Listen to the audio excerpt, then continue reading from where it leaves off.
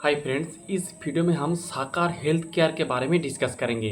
तो अगर आप साकार हेल्थ केयर को देखेंगे, ये एक ऑन्कोलॉजी फोकस्ड एक सीडीएमओ बिजनेस है। यानी ये फार्मास्यूटिकल बिजनेस करते हैं और ये ऑन्कोलॉजी पार्ट में ज़्यादा से ज़्यादा इसका फोकस है।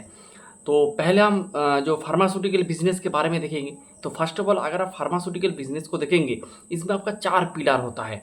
एक होता है आपका एपीआई वाला, यानी जो आपका जो सपोज़ आप कुछ कोई आपका डिजीज़ का अगर आप मेडिसिन वगैरह बनाएंगे, तो उसमें एक आपका रिसर्च वगैरह करना पड़ता है। आप रिसर्च वगैरह करेंगे, फिर एक मेडिसिन बनाएंगे। ये पार्ट आपका एपीआई वाला पार्ट होता है। उसके बाद आप क्या करेंगे, आप जब एपीआई आपके पास आ गए तो उसका फॉर्मुलेशन करेंगे, यानी कौन सा प्रोडक्ट कितना परसेंटेज में देना होगा, तो इसे कहते हैं फॉर्मुलेशन। तो ये फॉर्मुलेशन का पार्ट हो गया, ये सेकंड पिलर है।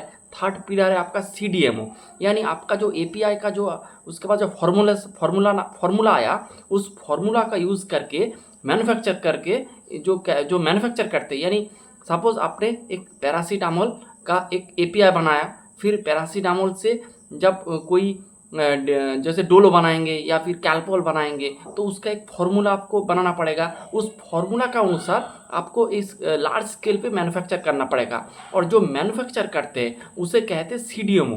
तो उसके बाद क्या होता है, एक आपका ड्रॉसियर वगैरह बनाना पड़ता है, यानी एक आपका फाइल वगैरह बनाना पड़ता है। तो कैसे आपने उसका एपीआई किया, फिर कैसे फार्मूला किया, फिर कैसे आप उसको मैन्युफैक्चर किया, सब कुछ इसमें रिकॉर्डेड रहता है। इसे कहते हैं डॉसिया। तो ये 4 पिलर रहता है। अगर आप जो साकार हेल्थ केयर को देखेंगे, तो एक इसका चारों पिलर है इसमें, लेकिन मेनली ये सीडीएमओ सेगमेंट में काम करते हैं। ये मेनली सीडीएमओ का काम करते हैं। ये हो गया इसका साकार का। तो अगर आप साकार को देखेंगे, ये आपका ऑन्कोलॉजी वाला मेडिसिन भी बनाते हैं, उसके साथ माने सीडीएमओ करते हैं, उसके साथ नॉन ऑन्कोलॉजी पार्ट का भी इसका हिस्सेदारी है। अगर आप देखेंगे इसका जो टोटल ये जो रेवेन्यू बनाते हैं, इनमें से ऑलमोस्ट 38% जो इसका मेडिसिन होता है वो ऑन्कोलॉजी मेडिसिन है, और रिमेनिंग जो ऑलमोस्ट 62% जो इसका मेडिसिन होता है वो नॉन ऑन्कोलॉजी है। यानी इसका नॉन ऑन्कोलॉजी का जो मेडिसिन है, जो जनरल मेडिसिन कहते हैं, उसका पार्ट अभी भी थोड़ा ज़्यादा है। अगर आप FY25 में देखेंगे तो 20% इसका ऑन्कोलॉजी पार्ट था, remaining 80% are non oncology part या फिर जनरल मेडिसिन का पार्ट था। तो आप इस नंबर को देख के आप थोड़ा धारणा लगा सकते हैं कि इसका जो ऑन्कोलॉजी पार्ट का परसेंटेज धीरे धीरे ये लोग इंक्रीज कर रहा है। और अगर आप ऑन्कोलॉजी पार्ट में देखेंगे तो उसमें आपको मार्जिन जो मिलता है वो थोड़ा ज़्यादा मार्जिन मिलता है। तो इसीलिए ये बिजनेस भी आप ट्राई कर रहा है ऑन्कोलॉजी का पार्ट को धीरे धीरे बढ़ाने के लिए, और इसके लिए बहुत सारे तामझाम भी कर रहा है। फर्स्ट ऑफ ऑल अगर आप देखेंगे, उसके साथ और एक बात, अगर आप देखेंगे इसका जो एक्सपोर्ट का परसेंटेज है, ये एक्सपोर्ट करते हैं, लेकिन एक्सपोर्ट का जो परसेंटेज है या जो ऑन्कोलॉजी का जो पार्ट है वो 1% से भी नीचे है। तो ये अपना जो एक्सपोर्ट का ऑन्कोलॉजी मेडिसिन का जो एक्सपोर्ट का परसेंटेज है उसको ये लोग बढ़ाएंगे। उसके साथ जो अभी 35 से 8% जो इसका ऑन्कोलॉजी पार्ट है, इसको अगले 2 साल में ये लोग ऑलमोस्ट 70% में लेके जाएंगे। उसके साथ इसका एक्सपोर्ट का परसेंटेज है 30%, इसको ये 60% कर देंगे अगले 2 साल में। तो फर्स्ट ऑफ ऑल ये ऑन्कोलॉजी जो मेडिसिन है उसके ऊपर जोर दे रहा है, जो आपका हाई मार्जिन प्रोडक्ट है। उसके साथ ये लोग एक्सपोर्ट के ऊपर ज़्यादा से ज़्यादा फोकस कर रहा है। एक्सपोर्ट में क्या होता है, आपको ज़्यादा मार्जिन मिलता है। तो इसका जो जो पार्ट जो हाई मार्जिन वाले सेगमेंट के ऊपर काम कर रहा है, तो इससे क्या होगा, इससे इसका जो मार्जिन होगा वो इम्प्रूव होगा। अगर आपका मार्जिन इम्प्रूव होगा तो आपका प्रॉफिटेबिलिटी भी बढ़ेगा। आपका अगर प्रॉफिटेबिलिटी बढ़ेगा तो आपका ईपीएस भी बढ़ेगा, तो शेयर होल्डर को बेनिफिट भी मिलेगा। तो ये हो गया। इसके बाद उसके बाद अगर आप देखेंगे इसका 2 प्लांट है। एक है इसका जो भावला करके जगह पे है, जो नया प्लांट इन लोगों ने सेटअप किया है ओनली फॉर ऑन्कोलॉजी मेडिसिन। अगर आप इसका यूटिलाइजेशन देखेंगे, वो Q4 के एंड में ऑलमोस्ट 29% था। मैनेजमेंट ने कहा था इसका हम यूटिलाइजेशन जल्दी बढ़ाएंगे। अभी उसका कॉन कॉल वगैरह नहीं हुआ है, तो उसका यूटिलाइजेशन का परसेंटेज मेरे पास उसका डेटा नहीं है। जब कॉन कॉल होगा डिटेल और एक वीडियो बना देंगे। और इसका और एक प्लांट था, जो पुराना जो प्लांट वो था आपका चंगादर करके एक जगह में था, उसमें ये लोग नॉन ऑन्कोलॉजी मेडिसिन बनाते हैं। तो इस एक ऑन्कोलॉजी के लिए एक अलग एक प्लांट इन लोगों ने बढ़ा दिया है। ये एक बात है। उसके साथ आप देखिए जो मेन जो जिसके लिए इसका मेन फोकस है कि ये लोग अभी एकॉर्ड के साथ टाई अप कर रहे हैं। एकॉर्ड क्या करते हैं, एकॉर्ड इंडस जो है वो यूके और यूरोप में जो ऑन्कोलॉजी जो मेडिसिन है उसका ये लोग डिस्ट्रीब्यूशन का काम करते हैं। यानी एकॉर्ड जो मेडिसिन फार्मूला वगैरह सब कुछ दे देते हैं आपका साकार हेल्थ केयर को, और साकार हेल्थ केयर इसे पूरा एक मेडिसिन वगैरह बनाते हैं और आपका एकॉर्ड को दे देते हैं। एकॉर्ड का काम है मेडिसिन बनाना नहीं, एकॉर्ड का काम है उसे डिस्ट्रीब्यूट करना। तो जितना एकॉर्ड डिस्ट्रीब्यूट करेगा, जितना ज़्यादा डिस्ट्रीब्यूट करेगा उतना साकार के पास ऑर्डर आएगा, उतना इसका ग्रोथ बढ़ेगा, यानी उसका रेवेन्यू सेल्स बढ़ेगा। तो इसमें एकॉर्ड का एक बहुत अच्छा खासा एक प्रेजेंस है, जो इस एकॉर्ड के ऊपर ये आपका डिपेंड कर रहा है इसका एक्सपोर्ट वाला सेगमेंट, क्योंकि वो जो एक्सपोर्ट वगैरह कर रहा है वो मेनली एकॉर्ड के साथ जो डील हुआ है उस डील के अनुसार ये लोग जो एक्सपोर्ट वगैरह ज़्यादा से ज़्यादा करेंगे। इसके लिए ये लोग प्लान वगैरह भी बढ़ाया है आपका ऑन्कोलॉजी सेगमेंट का। तो ये है ओवरऑल, तो बहुत बढ़िया बिजनेस मॉडल है, बढ़िया कर रहा है। और मैनेजमेंट का गाइडेंस था कि हम FY27 और 28 में 40% CAGR में अपना रेवेन्यू को ग्रो करेंगे। तो ये आप मैनेजमेंट का गाइडेंस था। और जो आपका जो जिसका 40% था उसको 70% करेंगे, एक्सपोर्ट का परसेंटेज 30% है उसको ये लोग 60% कर देंगे अगले 2 साल में, ये भी इसका गाइडेंस वगैरह था। अब देखते हैं Q1 FY27 में इसका परफॉर्मेंस कैसा रहा। फर्स्ट ऑफ ऑल इसका रेवेन्यू देखेंगे, 38% ईयर ऑन ईयर बेसिस में ग्रो किया है। मैनेजमेंट का क्या गाइडेंस था, 40%, ये कितना किया है, 38%, यानी मैनेजमेंट के गाइडेंस के अनुसार ये परफॉर्म कर रहा है, बहुत ही बढ़िया। फिर एबिडा 67% से इसका एबिडा ग्रो किया है, और एबिडा मार्जिन जो 24% था अभी 29% हो चुका है। यानी इसका जो हाई मार्जिन वाला जो प्रोडक्ट यानी ऑन्कोलॉजी जो मेडिसिन था उसका परसेंटेज धीरे धीरे बढ़ रहा है। कैसे बढ़ रहा है, ये आपको ये जो मार्जिन का नंबर है ये आपको दर्शा रहा है। मार्जिन तभी आपका बढ़ेगा ना, आपका कंसोलिडेटेड मार्जिन तभी बढ़ेगा जब आपका हाई मार्जिन प्रोडक्ट ज़्यादा से ज़्यादा इंक्रीज़ होगा। तो इसका भी मार्जिन बढ़ रहा है, यानी इसका भी हाई मार्जिन प्रोडक्ट का सेल्स बढ़ रहा है। फिर पैट देखेंगे, 120% से ईयर ऑन ईयर बेसिस में ग्रो किया है। पैट मार्जिन 9% से बढ़कर हो चुका है 14%। तो इसका आप देखेंगे बहुत बढ़िया मार्जिन मिल रहा है, अच्छा खासा ऑपरेटिंग लेवरेज इसको मिल रहा है, और अच्छा खासा पैट भी ग्रो कर रहा है।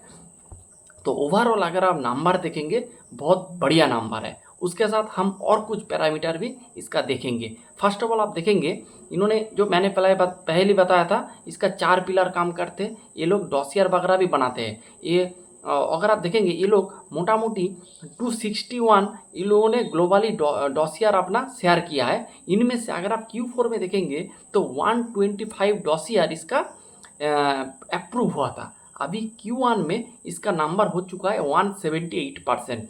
जब मैंने Q4 के रिजल्ट के बाद साकार हेल्थ केयर का डिस्कस किया था उस टाइम पे मैंने बोला था आपको देखना है कि इसका जो डॉसियर का अप्रूवल का जो नंबर है वो बढ़ रहा है कि वो ही आ रहा है। अगर बढ़ रहा है यानी उसका बिजनेस सही दिशा में जा रहा है। तो जो था आपका 125 जो डॉसियर जो अप्रूव हुआ था अब उसका नंबर बढ़ के हो चुका है 178, यानी बिजनेस सही दिशा में रन कर रहा है।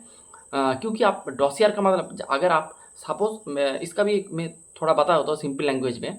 सपोज आपने कोई मेडिसिन जो आप यूरोप में सेल करेंगे, जर्मनी में सेल करेंगे, तो आपको एक पूरा एक फाइल वगैरह बनाना पड़ता है, कैसे क्या किया है, इसका कंपोजिशन क्या है, इसका फॉर्मुलेशन क्या है, इसका कैसे आपने बनाया है, क्या क्या इसमें ऐड किया है, सब कुछ आपको एक फॉर्मेट में बना के आपको जर्मनी का जो इस सब कंट्रोल करते हैं, ड्रग्स वगैरह जो कंट्रोल करते हैं उसको आपको देना पड़ता है। जब वो ये सब कुछ देखेगा उसे जब अप्रूव करेंगे तभी आप उस मेडिसिन को उस जर्मनी में आप सेल कर पाएंगे। जब तक आपका डॉसियर अप्रूव नहीं होगा तब तक आप कोई भी उस डॉसियर के अगेंस्ट में जो भी मेडिसिन है वो आप कभी भी उसको सेल नहीं कर पाएंगे। तो डॉसियर का अप्रूव होना बहुत ही ज़रूरी है इस साकार हेल्थ केयर का ग्रोथ के लिए। तो इसलिए मैंने बोला था आपको जो डॉसियर का नंबर आपको देखना है, इससे आपको पता चल जाएगा इसका ग्रोथ कैसे जाएगा। अगर इसका डॉसियर का नंबर अप्रूव का नंबर अगर नहीं बढ़ेगा तो ये बिज़नेस भी उतना तेज़ी से ग्रो नहीं करेगा। लेकिन अगर यहाँ पर आप देख रहे हैं कि इसका डॉसियर का नंबर भी ग्रो कर रहा है, जो 125 था वो 178 हो चुका है, बहुत ही बढ़िया। फिर अगर आप देखेंगे ऑन्कोलॉजी सेगमेंट में इसका जो 32 प्रोडक्ट इसका ऑन्कोलॉजी प्रोडक्ट है, इनमें से इन लोगों ने 21 जो प्रोडक्ट है इन लोगों ने शेयर किया है। उनमें से अगर आप देखेंगे 16 जो प्रोडक्ट है वो ऑलरेडी जो डॉसियर है, प्रोडक्ट नहीं डॉसियर है, वो अप्रूव हो जाएंगे। यानी ऑन्कोलॉजी पार्ट में इसका 16 जो डॉसियर है वो अप्रूव हो चुका है। और अगर आप 21 शेयर किया, इनमें से 16 अप्रूव हो चुका है। अगर आप Q4 में देखेंगे तो इसका 12 डॉसियर यानी 12 डॉसियर अप्रूव हुआ था। तो Q4 में 12 डॉसियर अप्रूव हुआ था, अब 16 डॉसियर अप्रूव हो चुका है। तो इसका जो मेन फोकस वाला जो एरिया है यानी ऑन्कोलॉजी वाला सेगमेंट, उस सेगमेंट में भी इसका जो मेडिसिन वगैरह है वो अप्रूव हो रहा है, तो ये लोग इजीली उसको सेल भी कर पाएंगे, तो बहुत बढ़िया है। फिर ये लोग और भी कुछ काम कर रहा है, ये लोग बहुत सारे जो टेक्नोलॉजी ट्रांसफ़र में काम कर रहा है, ऑलमोस्ट 33 टेक्नोलॉजी ट्रांसफ़र में ये लोग काम कर रहा है, जो आपका टोरेंट फार्मा, फिर एकोडिंटास, जाइडास, ग्लेनमार्क, ये सब जो आपका बड़े बड़े जो फार्मास्यूटिकल कंपनी है उसके साथ ये लोग जो आपका टेक्नोलॉजी ट्रांसफ़र कर रहा है। टेक्नोलॉजी ट्रांसफ़र का मतलब होता है सपोज एकोड का कुछ मेडिसिन वो साकार बनाएंगे, तो सिर्फ आपको मेडिसिन का जो फॉर्मूला यानी आपका रेसिपी अगर आप दे देंगे तो ऐसे वो लोग नहीं काम करेंगे, क्योंकि ये आपका जो मेडिसिन वगैरह होता है उनमें आपको लाइफ एंड डेथ का मामला होता है। तो ये टेक्नोलॉजी ट्रांसफ़र में सब कुछ ट्रांसफ़र होता है, एकदम फार्मूला से लेके कैसे आप प्रिपेयर करेंगे, कौन सा प्रोडक्ट रहेगा, कौन सा मशीन रहेगा, सब कुछ A to Z सब कुछ ट्रांसफ़र होता है। इसे कहते हैं टेक्नोलॉजी ट्रांसफ़र। तो ये लोग अपना UK और यूरोप में अपना प्लांट वगैरह में इस मेडिसिन को बनाने के लिए टेक्नोलॉजी का भी ट्रांसफ़र कर रहा है। किसके साथ ट्रांसफ़र हो रहा है? आपका जो इंटस, एकॉर्ड, फिर आपका ग्लेनमार्क, जाइडास, इस सब जो कंपनी के साथ साकार हेल्थ केयर का टेक्नोलॉजी ट्रांसफ़र हो रहा है। इससे भी इसको बहुत अच्छा खासा बेनिफिट मिलेगा। और ये जो ट्रांसफ़र हो रहा है ये भी ऑन्कोलॉजी मेडिसिन का टेक्नोलॉजी ट्रांसफ़र हो रहा है। तो ये जो आप ज़्यादा से ज़्यादा फोकस कर रहा है ऑन्कोलॉजी मेडिसिन के ऊपर फोकस कर रहा है, और ऑन्कोलॉजी मेडिसिन में आप देखेंगे आपको हायर मार्जिन मिलता है। तो ये बात मोटा मोटी आप अगर आप बिजनेस देखेंगे बहुत बढ़िया कर रहा है, हर एक पैरामीटर बढ़िया कर रहा है, ऑपरेटिंग लेवरेज मिल रहा है, सेल्स मैनेजमेंट का दिया हुआ गाइडेंस के अनुसार चल रहा है, मार्जिन इंप्रूवमेंट है, डॉसियर का अप्रूव बढ़ रहा है, ऑन्कोलॉजी सेगमेंट ग्रो कर रहा है।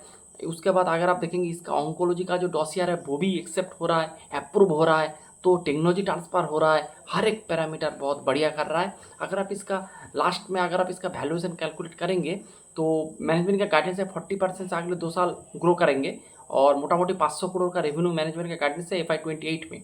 और अगर आप इसका FY27 के हिसाब से फॉरवर्ड पी करेंगे तो मोटा मोटी ईजीली ये लोग 40 के पी में ये आपको बिजनेस मिल जाएगा जिसका ग्रोथ 40% है। तो ओवरऑल डील बहुत बढ़िया है और बिजनेस सही कर रहा है और सही दिशा में जा रहा है। छोटी एक कंपनी है, 800 करोड़ मार्केट कैप वाला एक कंपनी है, तो आप देख सकते हैं बिजनेस को। मैंने पहले भी इसके ऊपर 2 से 3 वीडियो ऑलरेडी बना दिया है, और एक वीडियो है जब कॉन कॉल होगा और एक डिटेल वीडियो बनाएंगे। तो यही था आज का वीडियो, कोई रिकमेंडेशन नहीं। Thanks for watching.